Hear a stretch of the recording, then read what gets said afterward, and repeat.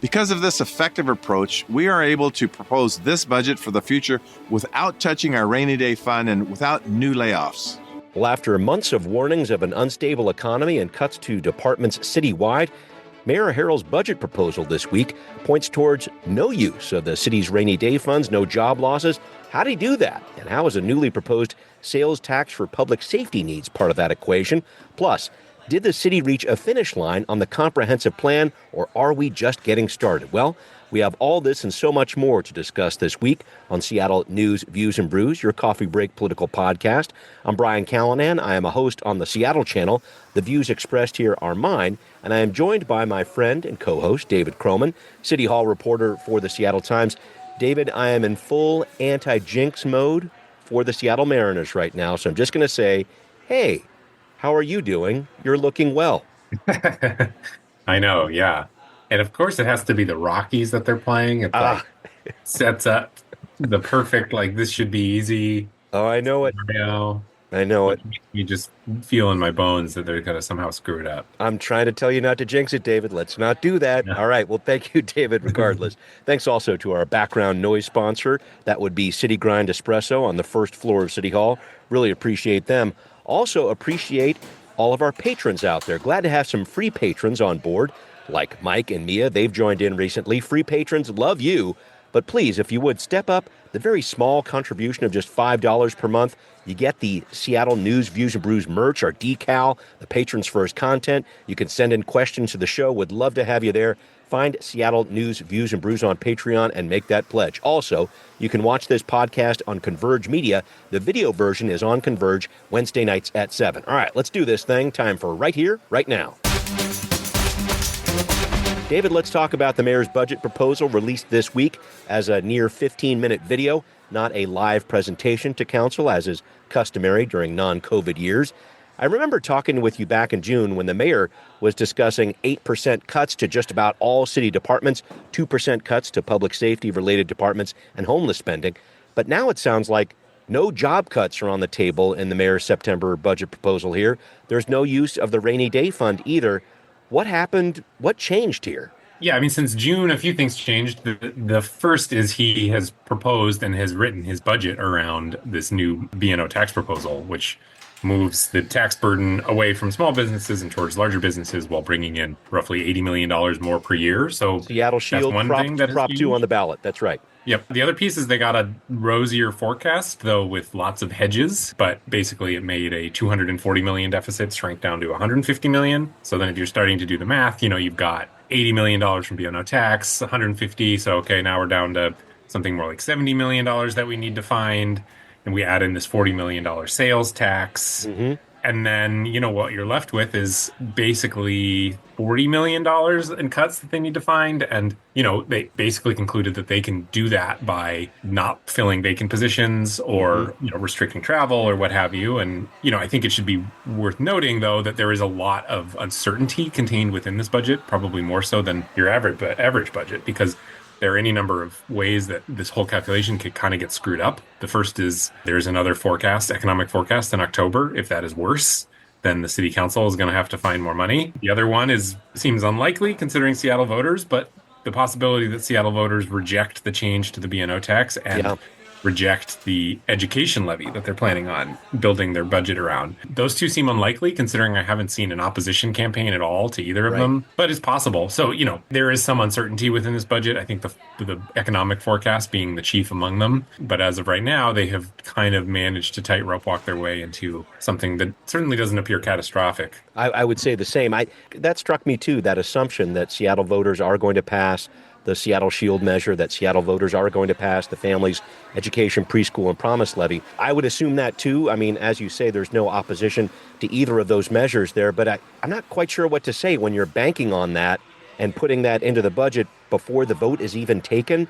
That's a tough one for me to wrap my head around. It's presumptuous for sure, and I think would be certainly in most other places in the country would probably be scorned a bit. And maybe I should be scorning it more than I am in the newspaper. But at the same time, there is just no evidence that is an improper assumption. I have been in covering City Hall for 10 years, and I don't think a single tax measure has failed. And, Yeah. Last one was during the McGinn administration for a transportation measure that didn't work out. But I hear what you're saying. So it's not an unfair assumption at all. And at the same time, it feels like maybe eventually, assuming so much will come back to bite City Hall. But I think in this particular political environment, I have a hard time seeing it. And so, yeah, I mean, I think it feels a little bit icky to get ahead of themselves like that. And at the same time, I don't entirely fault them.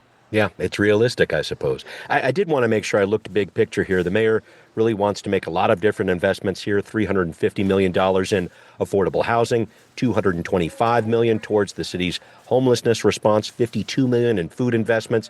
You mentioned also some of the investments that the mayor wants to make in police hiring as well.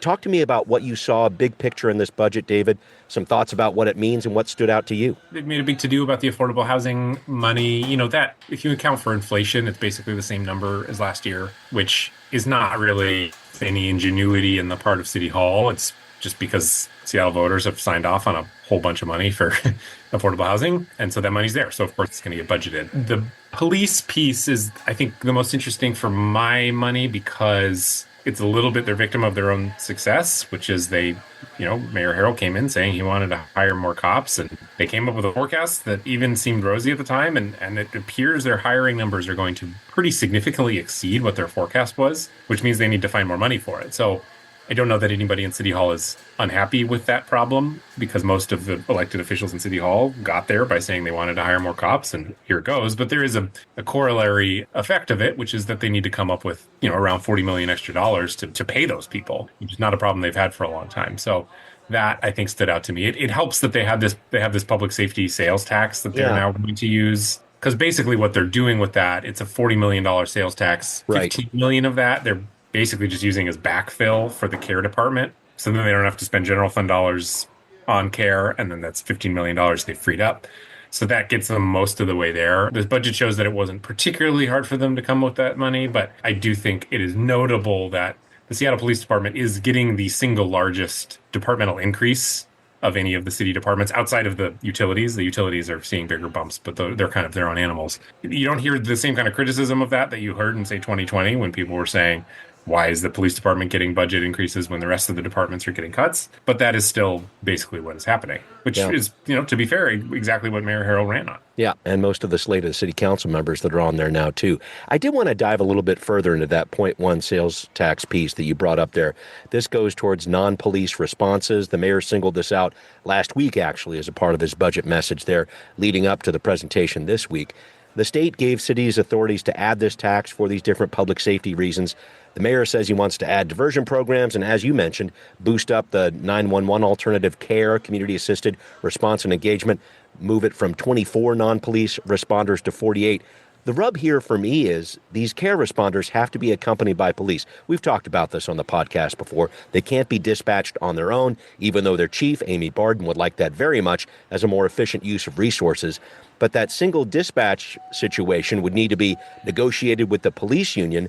So help me out there. What impact will this care expansion really have? It sounds like it'll need more police attached to it, or how do you look at this expansion of care? Chief Barden said last week, basically, as things stand right now, you could give me 100 people and I would have a job for them because, some of this goes into 911 dispatch and there are roles that could be played by these folks that don't necessarily need that contract agreement. So she's saying, give us the people, we'll find them jobs for sure.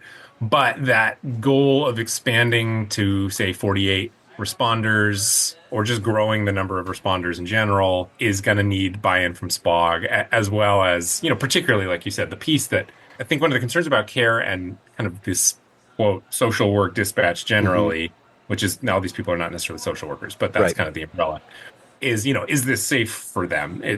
Do we put them in a position where we dispatch them alone without a cop and they get in a bad situation and something happens, and that would be terrible. And there's even a law in Washington State for that called Ricky's Law. Chief Barden is saying that the answer is no, that they have 1,000 calls under their belt. They feel very confident in their ability to send their people to the right calls and to do so safely. And the people who work for them feel confident in that as well. And so she's basically saying, this is not a problem. We are prepared to send care alone without police officers, but it's a body of work argument, which Yep. the nature of police union negotiating is they get to demand negotiations over anything that affects their body of work. Right. And so despite the fact that if you talk to most officers, they will tell you that they don't really like going to overdose or mental health crises calls or whatever, somebody falling out of their wheelchair or whatever it might be. Mm-hmm. And yet their head of the union is trying to leverage this basically into more money. And so, it is what it is. And it's a tough negotiation. I did want to touch on another piece, too, that you brought up in your article about this in the Seattle Times. Council President Sarah Nelson was really pushing for this 0.1% sales tax to be used, at least 25% of it going towards addiction treatment and services. Is this something you see the council pushing for, to divert more money into that? She was even saying, and some other council members were saying, shoot, it'd be great to have 100% of this tax go into addiction treatment and services. What do you think about that? I guess there's a few pieces. I mean, the question that we don't know the answer to is does this satisfy Council President Nelson's demands? Because she wants treatment. There's money for, post overdose recovery and some more responders and maybe some treatment beds, actually. But yes. I think details of where that treatment is and who's providing it, we'll see what Council President Nelson has to say about that. The question of whether they can do 100% of this, the way that it's set up right now would basically mean that if they wanted to use 100% of this toward treatment, they're going to have to come up with $15 million somewhere else to backfill it. Because as I mentioned, in the mayor's budget proposal, $15 million of that $40 million sales tax is basically, in a roundabout way, general fund dollars and is helping close the budget gap. And so if they were to say, hey, we want to use 100% of this for treatment,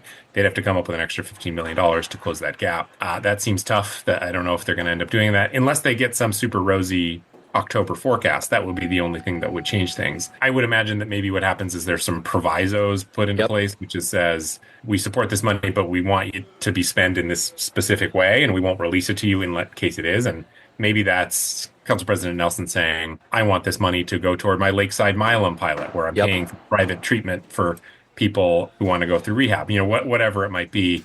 Probably, laying more specific claim to those dollars. Tough to go wrong with a good proviso, always an important part of what the council does. So we'll see what happens over the next couple of weeks here. Thank you for that, David. Coming up, we can't stay away from the comprehensive plan, Seattle's roadmap for urban growth. The city council recently voted on some changes, but what's really going to change here? We're going to try to pull that apart. Coming up on Now Hear This. Well, on Friday night of last week, the Seattle City Council completed the work of the Committee on the Comprehensive Plan, which adds new density to the city, as we've been talking about over the last several months here. A lot of urbanists out there that really like that density didn't feel like they got all they wanted. Those who want to preserve the character of single-family neighborhoods, they weren't super happy either. So maybe the council got it right. Committee Chair Joy Hollingsworth summed things up last week. The plan prioritizes safety through a new public safety element and supports well-lit streets, sidewalks, active spaces, and community-driven planning. That is important because that starts the resolution to the kickoff of what this council will continue to work on, because the comprehensive plan is not over. It is a working, breathing document that will continue to guide us for our city. David, before we talk about what's next, because there is still more to go on this plan, already a year late, I should point out, what did you draw from it? Because it didn't seem to go as far as it could have when it comes to adding density. What was your takeaway from this? Yeah, my first takeaway is that a lot of what could have been the most controversial debates were already taken off the table by the state, which is how much density to put into single family neighborhoods. They're not really single family neighborhoods anymore, but residential neighborhoods. The state had basically already decided that it's going to be up to 6 units, whereas the city allows 3 right now. And so, in a different world, I remember once upon a time, Mayor Ed Murray proposing some change to single family neighborhoods like this and it blowing up in his face. That's just not the case anymore, because the state has basically asked and answered that question. So that's one piece that has kind of hung over this whole debate that I've always found interesting. But, with that off the table, what's left are fights over particularly the shape of these neighborhood centers. Which is basically a situation where you can have these 5-story places where you're able to walk to businesses, et cetera.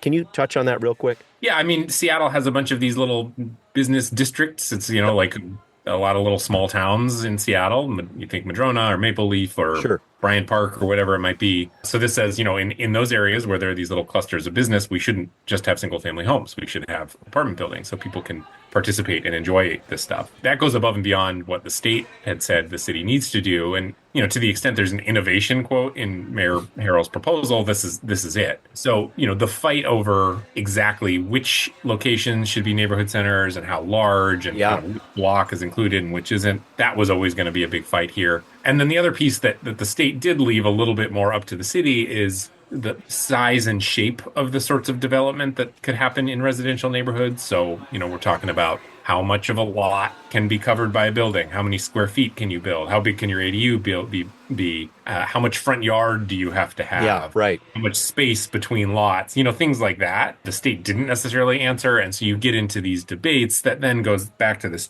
tree piece, which is how carefully are developers required to work around trees, which is an interesting debate, on a philosophical level, because we're not talking about publicly owned trees here. We're talking about trees on private property. Yep. So the question is, how big of a hand should a public entity like Seattle have in regulating what happens to privately owned trees? That's an interesting, larger question. In this case, the city officials largely agreed some role, but the extent to which they should or could regulate those tree protections became a hot button issue. I don't think it went quite as far as some tree activists had hoped, but probably further than what some kind of urbanist types wanted at the same time. Now, the full council has to approve this, but because there were so many of these amendments attached to the plan, more than 100, it sounds like there have to be some environmental reviews that might have to happen.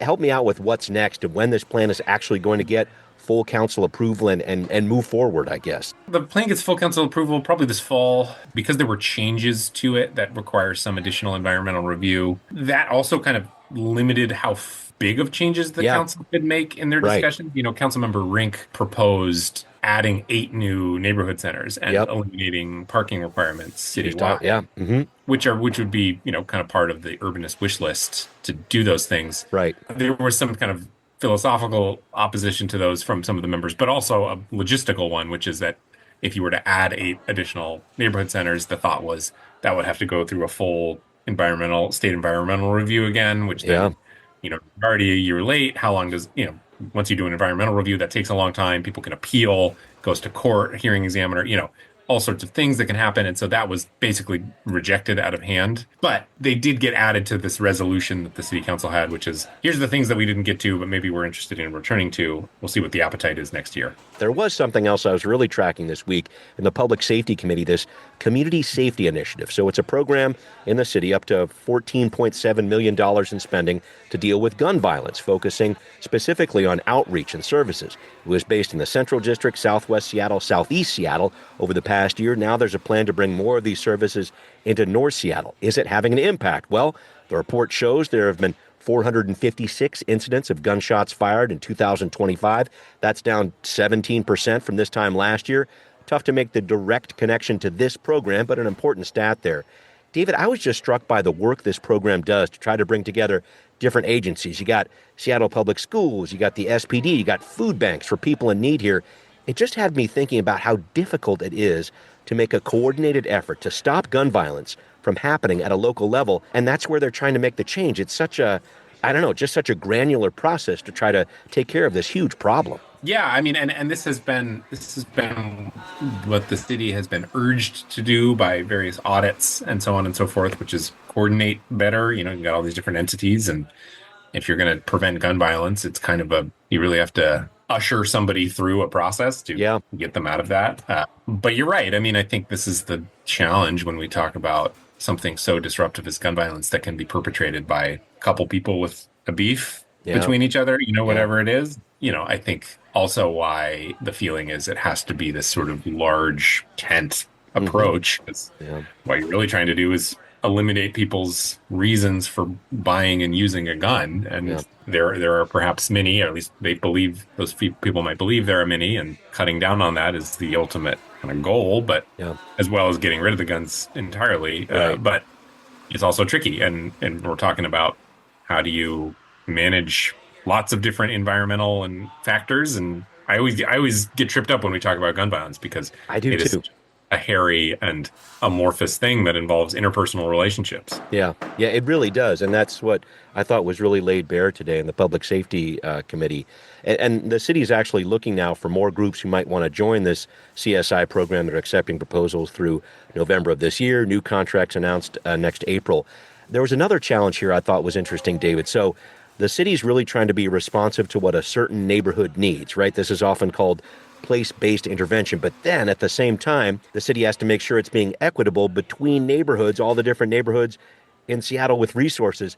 I'm asking another impossible question. How does the city keep that balance? Because I don't know, that seems like another difficult piece here. Exactly. And kind of goes to the question of district politics. Yeah, right. Who's the strongest district advocate? I don't know if splitting things into districts helps or hurts. It might help because then you've got someone who saying, hey, my district isn't getting enough. Maybe it hurts, though, because you've got somebody who cares a little more about X issue, and therefore their district gets more resources for that particular issue. See it going either way.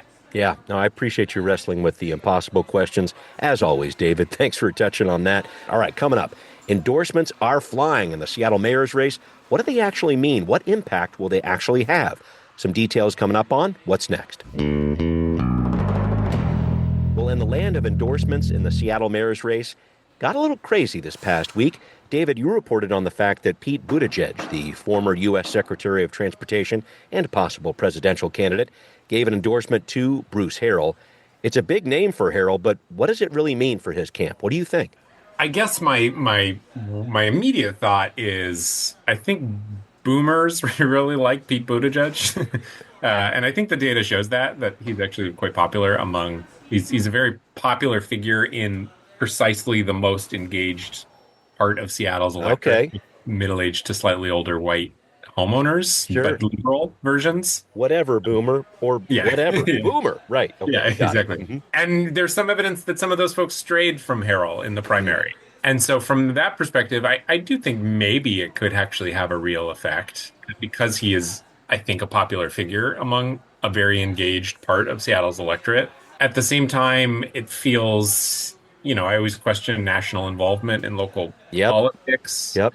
It's hard to quantify that. I guess the last time, as I mentioned in the piece, Elizabeth Warren had endorsed Lorena Gonzalez in 21. Of course, that didn't make any difference. Both Warren and Bernie Sanders got involved in the 2019 races. It wasn't for a specific candidate, but they raised a stink about how much money Amazon was donating. I think in that case, it might have made a difference, actually, because it really turned Amazon's role in the election. It kind of made that election into a question of Amazon and corporate influence. Right. And really screwed things up for the kind of more business-centric candidates in that race. So in that case, it would have made a difference.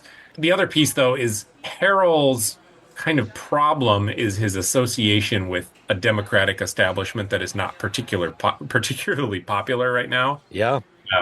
Seeking out and receiving the endorsement from Pete Buttigieg certainly doesn't help him kick that reputation. Right. I think if I am a Democratic politician at any level running, I want to be seen as the person who is bucking that establishment. Sure. I think the primary sort of delivered that. So, yeah, I could see that endorsement going either way. One, he's a popular figure among a lot of Seattle's voting electorate. Maybe that kind of helps people who may have strayed toward Katie Wilson come back to Bruce Harrell. On the other piece, it does certainly reinforce that he is the establishment guy. And if this is an anti-establishment election, the primary suggests it might have been, then I don't know that this helps him. Yeah, that's such an interesting situation there and where he's trying to pull voters there. Also in the news last week, the MLK Labor Union has now issued a dual endorsement, Katie Wilson and Bruce Harrell, for the November election. David, you predicted this a few weeks ago. What does it mean that MLK Labor has given this double endorsement? I guess more than anything, it says institutions think that Katie Wilson can and probably will win. Not to say that she definitely will, but I think what we saw pre-primary was a bit of herding, so to speak, which is more of a polling term, which is when you get a bunch of pollsters who look at what their competitors are doing and get a little too scared to get away from that. And so might fix their numbers and to go with the flock and not stand out too much. I think there was a bit of that happening in the primary, which is a sense that Bruce Harrell was inevitable. And so why would I stick my neck out for this person who most people have never heard of and probably in? And all I stand to lose is to piss off the mayor to be, and why would I do that? Right. Suddenly now that's not the case anymore. And I think the MLK labor endorsement sort of indicates that a bit, that there are labor unions who are willing to risk some sort of frustration from the sitting mayor to back who they think will be the next mayor. Because the people, the unions who swayed this are kind of the city's most lefty unions. This is the grocery outlet, the grocery workers union, and a chapter of SEIU that tends to lean more left. So it's not particularly surprising that they would back Katie Wilson. It's almost more surprising that they didn't back Katie Wilson before the primary. I was going to say, because Protect 17, I mean, this is the union that represents a majority of city workers out there. They're backing Katie Wilson, and I think that's a very telling thing. Which should be noted that Protect got out ahead of the primary. They were the one union who did legitimately kind of stick their neck out for a pretty uncertain candidate. And it should be mentioned that the City Workers Union, so Bruce Harrell is their boss. Right. So they actually stood out to me more than the other unions. I think it was the other unions that you would expect to have lined up behind the more left-leaning candidate who didn't, that I think was more obvious. And that's how Bruce Harrell really got the MLK labor endorsement to begin with, because those unions had a chance to say no and they didn't. They abstained instead. Now they're saying, well, shoot, maybe that was kind of a bad idea. So now we're going to look courageous or whatever and come out with endorsement after Katie Wilson has shown that she's leading the race by 10 points. So right. And it's not exactly a shining example of political courage on their part, but I think it does say something about the state of the race. Yeah, the political reality for sure. David, thank you for that. It is time to wrap up. I wanted to make sure I talked to you about this. I, like you, have been mourning what appears to be the passing of Crosscut, the online news source where you used to work this week, Cascade Public Media, which merged with Crosscut last year. The PBS entity there says it's dealing with federal cuts to local public broadcasting, had to cut more than a dozen jobs, ceasing production of long-form journalism online. I wanted to make sure I asked you, how do you look at the passing of Crosscut? You were there for several years. It was an important gig for you. Yeah, that's how I got my start in journalism. I'm quite sad about it. It's true that the PBS cuts are a difficult reality for KCTS. It's also true that they didn't have to cut Crosscut. Their finances, they could have cut something else. Mm-hmm. So I'm not saying that I suppose what we're seeing here is they had a choice of what they wanted to cut, and they chose Crosscut, and that is what it is. Yeah. But they didn't have to do that, and they chose to do it. My feeling when I was there is that KCTS and Crosscut was always sort of an awkward merger. Yeah. It was a good one to have happen because I don't think Crosscut would have survived past 2017 or whatever it was. To make that merger happen, I'm happy that it did. It gave me and my colleagues a lot of opportunities to do what I thought was some pretty good work over the years. But at the same time, I just don't know that there was ever a strong idea of what that organization wanted to do with Crosscut. It never became super obvious what the long-term plan is. And when I left, and it frankly, I'm getting a little personal here, but it frankly played into part of my reason for leaving, which is I just wasn't totally convinced that the leadership at KCTS was 100% behind Crosscut's future. And so I think when push came to shove and there were some budget decisions, I doubt it was a particularly difficult decision. So, I'm sad to see it go. I'm also not entirely surprised, if I'm being honest. Yeah, I hear you. Sad story indeed, but I do appreciate you breaking that down with me, David. Always sad to see these different outlets of the media falling down like this. But I know there's some brighter news ahead. As always, David, I thank you for talking with me. Thanks to everybody listening to Seattle News Views and Brews, where you can always find out what's brewing in local politics. Thanks again to patrons who support the show. If you want to be a patron, you can do it. Please consider a pledge of $5 a month or more. Check it out on Patreon, Seattle News, Views, and Brews. A big thanks to all our patrons out there. You can hear this podcast on Apple, Spotify, wherever you listen, we are there. Thanks for watching on Converge Media as well. See you next time. Seattle News, Views, and Brews is an independent production of Callanan Media Services. Copyright 2025.